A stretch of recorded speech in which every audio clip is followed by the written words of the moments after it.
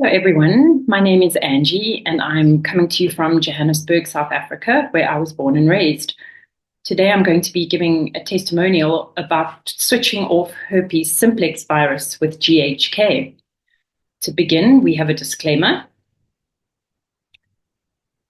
The information given in this presentation is for educational purposes only. It is not intended to be a substitute for professional medical advice. Participants should consult their medical doctors for health reasons before using anything that is disclosed during the course of this presentation. Students should not use any of the information given in this presentation while writing their examinations. By way of an introduction, I'm married and we have two wonderful children. Our son is 20 and our daughter Roxanne is 18. Roxanne's chronic illness diagnosis was a catalyst for my in-depth investigations into childhood vaccines in 2016. In the years that followed, I extricated ourselves from the grips of conventional medical doctors and their toxic drugs, which only confused matters, compounded the condition, and made life much worse. Through a collective consciousness group, I had the pleasure of interviewing Danny Carroll midway through 2023.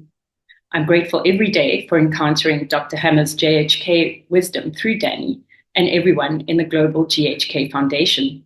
I highly recommend, as a starting point, Dr. Varghese Daily Update series. My understanding of health through German healing knowledge, through a German healing knowledge lens, means I will never be fearful of biological special programs, or in other words, any illnesses ever again. Now, I apologize for being long-winded and giving all the details that follow, but it is to illustrate how difficult conventional medicine made our lives compared with how much less damaging it could have been had we known GHK. Roxanne was prone to tummy upsets since she was about 2 years old, but we didn't think too much of it. At the age of 5, she had a terrible rash break out on her cheek, which relates to what I'm speaking about today. The vicious blistery attack spread like wildfire across her cheek, her right cheek, radiating up to her ear and the corner of her mouth. At the time, it felt like it would spread all over her beautiful face. She was put on multiple antibiotics and a variety of strong cortisone ointments to try to put out the flames. It took months to heal, and her cheek still bears the scars. This was a forewarning of what was to come. In 2016, at age 11, Roxanne had lost a lot of weight and became extremely weak. Without emergency intervention and admission to hospital, she could well have died. She was diagnosed with ulcerative colitis and subsequently Crohn's disease.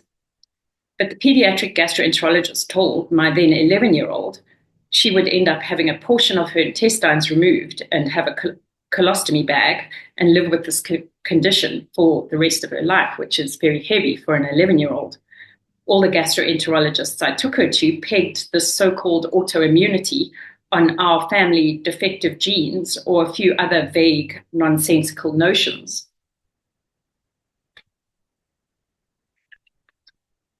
They could not explain why the body would inexplicably turn on and attack itself, and this made no sense to me. I couldn't believe that this was their area of study and they knew so little and could give me no answers. They said if I took her off the chronic medicines, I would kill her myself.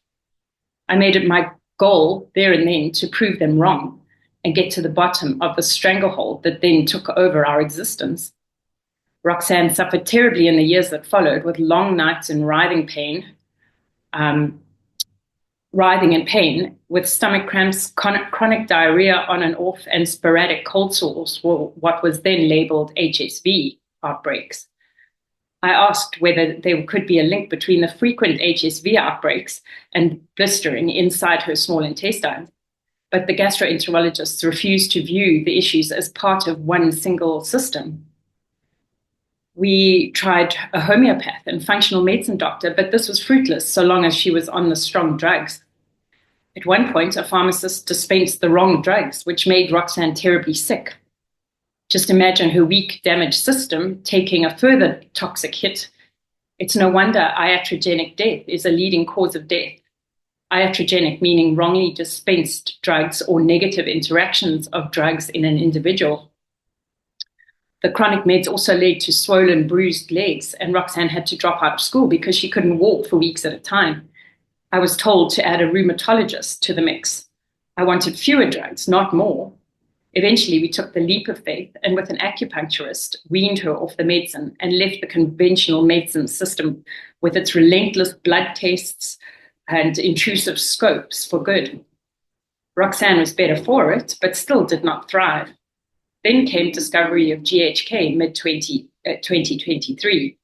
Things started to make better sense, although unearthing the shock conflict for a small child to develop Crohn's has proven itself elusive. Her intolerance of dairy is clearer based on a traumatic encounter with a physiotherapist who wrapped Roxanne's arms down and swaddled her in a blanket and then suctioned mucus out of her nose and mouth of this very unwell 2-year-old with a deafening machine. And then myself pacifying a highly stressed baby with formula milk in a bottle in the car drive on the way home on not one but 2 occasions. I opted not to take her for the 3rd appointment. So here I was, the trap, complicit in this trauma wrought on my small child, supposedly in her best interest. But what a betrayal. I had come to know the epidermis special biological programs as separation conflict, which is where I finally explain the topic of my talk today. Roxanne is in her final year at school this year. And in September, just this past September, the HSV struck with a vengeance again. Prior to this, in the midst of the stress surrounding her final end of school exams, I noticed she was extremely melancholic about her school career, drawing to a close, parting with her beloved teachers and mainly leaving her childhood behind. She'd had a very traumatic high school, what with having to leave due to not being able to walk and then COVID. So she moved around and had a very happy last year and this year. So this came up a few times in conversation, and I realized it was really, really troubling her. I wondered if the HSV, which came after or around the time, could be related to this, bearing in mind that I now know the organ-brain-psyche link being fundamental to SBSs. I then thought back to the prior HSV attacks and what was happening in Roxanne's life at the time. Back here, in the first outbreak, not only had she just moved from a tiny nurturing playgroup to a large nursery school, but my husband and I had both been traveling individually for work. In fact, I was away when these pictures were taken, and my mum was racing her around to doctors, frantically trying to stop this attack. And we had lived with my parents briefly in their loving care and then moved away from them into our own temporary rental for a time. So here it is clear there were very many separations happening to Roxanne. I now understand this. Then look to how she had an HSV outbreak a few times on her school uniform collar line on her right back neck. This one photo I have was when she was moved from the junior to the senior section of her primary school. Her dad was traveling extensively at the time. Then we come to today, where you will see from the unbelievable date stamps on the photo, things are now different.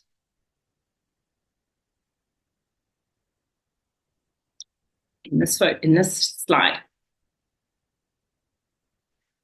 I discussed with Roxanne my GHK-based theory that while she is nostalgic and sad about the major change of leaving school and parting with her childhood, she needs to tell her body to switch off this HSV outbreak because everything will be okay, and there is so much to look forward to with her newfound freedom away from school and living life on her own terms. It is clear this worked by the date stamps on these photos, that she switched off the HSV in just 3 short days. So over here's the 20th September, the 22nd September, where it was possibly at its worst. And then a few days later, look at this 26th of September. And by 30 September, it was all different.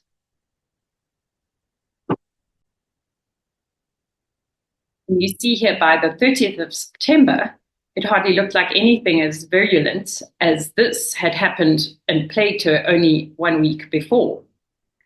So this is great progress, and I am totally a believer. This was without any kind of medication internally or externally. So this is very exciting for me, having watched the suffering and not understanding, and now coming to this understanding is just magical. I'm really so grateful. I'd like to quickly draw your attention to a passage from The Psychic Roots of Disease by Bjorn Ebel here on page 90. While it relates to parents of Down syndrome children, which is special because my sister is in fact Down's, it says under spiritual view, my observations lead me to believe that parents or families that move forward positively with their child's disability receive a special radiant power comparable to a lighthouse. It appears that these families win something. Through their child, they get an understanding of what life is really all about. I believe Roxanne is my messenger who has brought me to an ultimate truth in health, which is GHK, a special radiant power comparable to a lighthouse, and that it is my and our calling to share this knowledge and help humanity. When people and children are armed with GHK, they can live a better life, preferably avoiding altogether and or dealing constructively with trauma, potentially generational, at its start or source, and can alter drastically long-term health outcomes. If I look back and someone had told me or helped me through the awful year that was 2016, if another mother had said to me, come, learn GHK, as it's going to be your saving grace, it would not only have helped with the isolation we felt, both of us, and my family, it would have shortcut the learning curve. But we can but start to sow the seeds of GHK truth together at such a pivotal time now when the world is getting to a point where they will listen. And so here I share this with you. We cannot force someone to hear a message they are not ready to receive, but we must never underestimate the power of planting a seed. Thank you so much for this opportunity to share with these esteemed members in this group. And I look forward to all the other videos. And thank you for your time. And goodbye. Hi. I healed myself from breast cancer completely naturally. Over 4 years ago, I was diagnosed, and German new medicine played a huge role in that, as well did other modalities. But I learned about German new medicine very briefly within my first year of diagnosis. It helped me pinpoint a major event that happened a year prior to my diagnosis that led me to investigate and really come to terms with that event that I know was an extremely shocking event. Simply put, a DHS syndrome.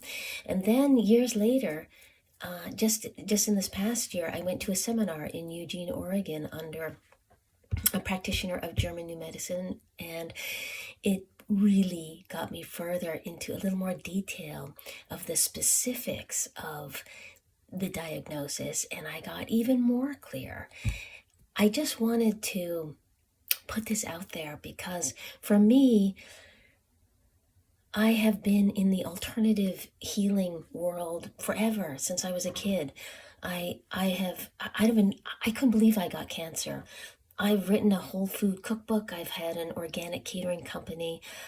I have cooked privately for clients in extreme degenerative and chronic diseases, all natural foods. I eat greens every day and whole foods and whole grains. I soak everything I sprout, etc., etc.